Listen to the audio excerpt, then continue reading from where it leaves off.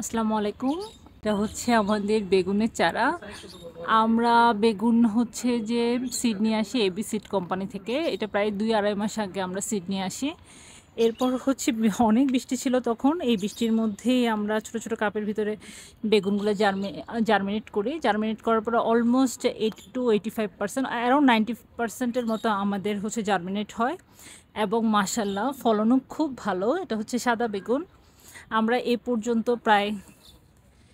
পর্যন্ত অলমোস্ট আমরা হচ্ছে যে ২ বার হারভেস্ট করা হয়ে গেছে এবং বেগুনগুলোর সাইজও বেশ ভালো। ৩টা ৪টা মিলে অ্যারাউন্ড ১ কেজির মতো হয়ে যায়।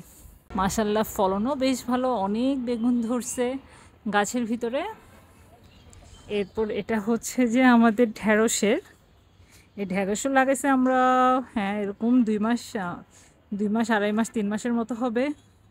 এই ঢ্যাঁড়সগুলো থেকে আমরা এখন অলমোস্ট প্রতিদিন ১০-১২টা করে ফুল ফুটে এবং প্রতিদিনই ১০-১২টা করে হারভেস্ট করা হয়।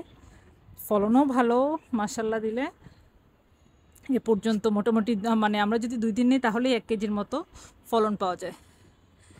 এবি সিড কোম্পানি থেকে আমরা লাল পুঁইশাকের বীজও নিয়েছিলাম। Germination rate almost 100%।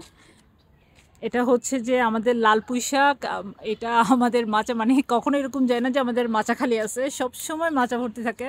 আমরা যতবারই হারভেস্ট করি মাশাআল্লাহ গ্রোথও খুব ভালো। মানে কোম্পানির বীজগুলো এত ভালো, তাদের অলমোস্ট প্রতিটা বীজের এগুলো ওনারা চায়না থেকে বীজ ইম্পোর্ট করে এবং তাদের জার্মিনেশন রেট অ্যারাউন্ড 90%, মানে অলমোস্ট 100%ই বলা যায় এবং মাশাআল্লাহ ফলনও বেশ ভালো পাওয়া যায়।